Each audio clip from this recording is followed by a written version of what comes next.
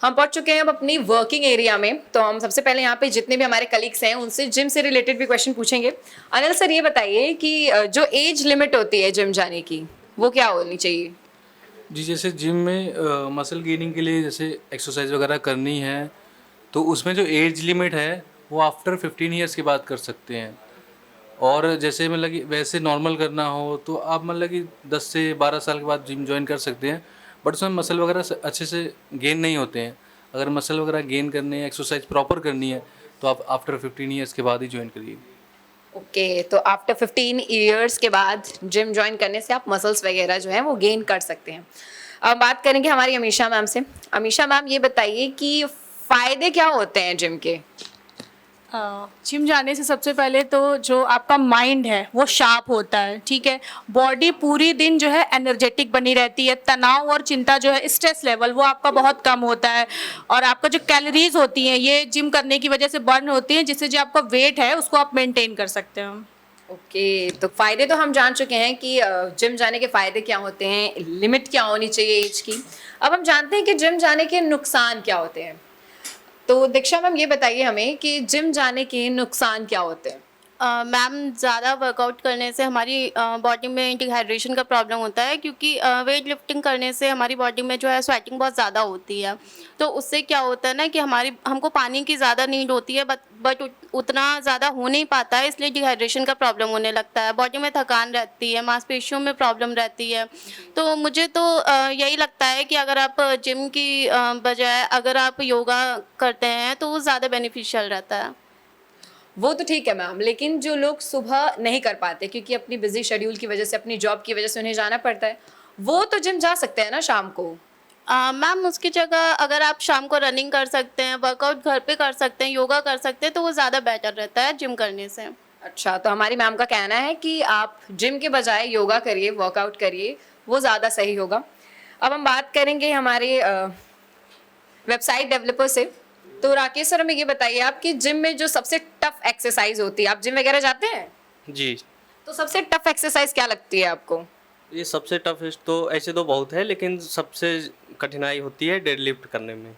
ऐसी क्या प्रॉब्लम आती है उसमें? उसमें जैसे वज़न उठाना पड़ता है, तो अगर गलत फॉर्म में वज़न उठाते हैं तो उसका गलत प्रभाव पड़ता है, जिससे मांसपेशियों में दर्द उठना हो जाता है। ये सर, ये बताइए कि जो लोग जिम जाते हैं तो वो प्रोटीन लेते हैं, तो सर ये प्रोटीन लेना कहाँ किस हद तक सही है, या सही है या नहीं? देखिए, प्रोटीन जो है वो एक सप्लीमेंट की तरह काम करता है। आपका जो भी लोग जिम जाते हैं उनको, क्योंकि प्रोटीन का बेसिकली यूज़ जो किया जाता है वो मसल्स गेनर्स जो होते हैं वो प्रोटीन पाउडर वगैरह का यूज़ करते हैं। बाकी नेचुरल चीज़ें हैं प्रोटीन के लिए, मछली है, अंडा है, दूध है, ये सारी चीज़ें आप यूज़ करके नेचुरल चीज़ों से अगर आप प्रोटीन लेंगे तो ज़्यादा फ़ायदेमंद होता है। और प्रोटीन लेने के जहाँ तक फ़ायदे हैं, उसी के साथ नुकसान भी होते हैं। कभी कभी ये आपकी जो इम्यूनिटी होती है, डाइजेशन है, उसको ख़राब कर देता है। कहीं कहीं पर देखा गया कि ब्रेस्ट कैंसर का भी ये एक कारण बनता है। तो कोशिश करना चाहिए कि जो सप्लीमेंट्स होते हैं उनसे दूर रहें और जो नेचुरल चीज़ें हैं उनसे प्रोटीन गेन करें और अपनी बॉडी को मेंटेन रखें। और जिम जाने का मेन पर्पज़ है वो अपने बॉडी को मेंटेन करना है। और प्रोटीन पाउडर्स वगैरह जो होते हैं, एक्सटेंशंस जो होते हैं, वो जो अगर बॉडी बिल्डर हैं या मसल्स गेनर हैं जिनको अपने मसल शो कराना होती है, बॉडी बिल्डिंग का कंपटीशन करना, तो उनके लिए ज़्यादा सूटेबल रहता है, ज़्यादा बेनिफिशियल होता है। तो जैसे कि हमने हसम सर से जाना कि हसम सर ने कहा कि प्रोटीन पाउडर लेने से ज़्यादा अच्छा है आप नेचुरल इंग्रेडिएंट्स लें, वो आपके हेल्थ के लिए ज़्यादा सही होगा as compare to the artificial powders. आइए हम पारुल मैम से पूछते हैं कुछ ऐसे ही सवाल, और उनसे भी जानकारी लेने की कोशिश करेंगे जिनसे आपको काफ़ी मदद हो। लेकिन कहते हैं ना कि जिन लोगों को जिम की लत लग जाती है, वो एकदम रेगुलरिटी से जाने लगते हैं, लेकिन एक वक्त ऐसा आता है कि वो अपनी बिजी शेड्यूल या किसी वजह से वो जिम बीच बीच में रुक के जाने लगते हैं। तो हम ये जानेंगे कि मैम ये बताइए कि जो लोग रेगुलरिटी से जिम जाते हैं फिर बीच में रुक जाते हैं, उसके नुकसान होते हैं या नहीं होते हैं? बिल्कुल होते हैं, क्योंकि अगर आप जिम जाते हैं, एक्सरसाइज करते हैं, तो आपका मेटाबॉलिज्म बढ़ जाता है, तो वो आपकी फैट लॉस को कम करने में काम करता है। पर अगर आप जिम छोड़ देते हैं तो आप उस लेवल की एक्टिविटी नहीं कर रहे होते और खा ज़्यादा रहे होते हैं, तो मेटाबॉलिज्म लेवल कम हो जाता है, इससे फैट बढ़ जाता है। अगर आप लोगों ने देखा होगा कि जो लोग जिम छोड़ देते हैं उन तुरंत फैट उनका बढ़ जाता है, इसीलिए आलस आने लगते हैं। ठीक है, तो हम लोगों को हमेशा हेल्दी रहना चाहिए।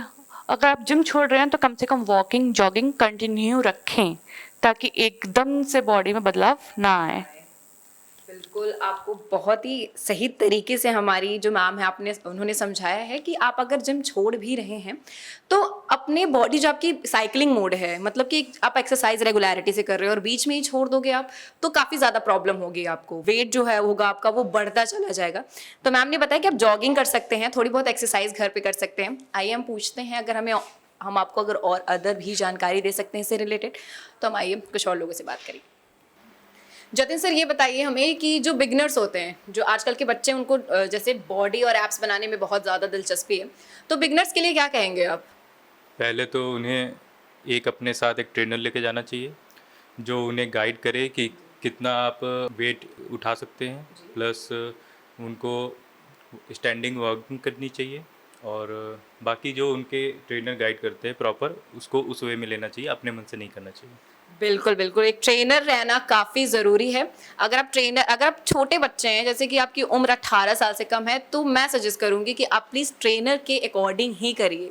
अगर आप ट्रेनर के अकॉर्डिंग नहीं करेंगे तो आपको काफ़ी परेशानियों का सामना करना पड़ सकता है, आपकी हाइट रुक सकती है, काफ़ी प्रॉब्लम हो सकते हैं आपको। तो काफ़ी अच्छा सुझाव दिया है हमारे सर ने कि आप ट्रेनर ज़रूर लें, एज मैटर नहीं करती, अगर आप 18 से अबव हैं तब भी आप ट्रेनर लें।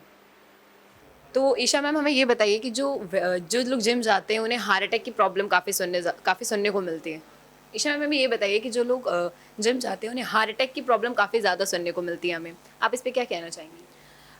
एक्चुअली कुछ लोग होते हैं जो जिम जाते वक्त अपनी कैपेसिटी से ज़्यादा वेट वाली चीज़ें यूज़ कर लेते हैं, ठीक है, जिसके चलते उनको ये सारी दिक्कतें आती हैं। प्लस ये जो भी वर्कआउट करते हैं, वर्कआउट करने के बाद उसमें प्रॉपर्ली रेस्ट चाहिए रहता है। जब वो लोग रेस्ट नहीं करते हैं तो जाहिर सी बात है कि आपकी बॉडी पे कहीं ना कहीं तो इफेक्ट करेगा ही, देन उसके बाद ये प्रॉब्लम आती है।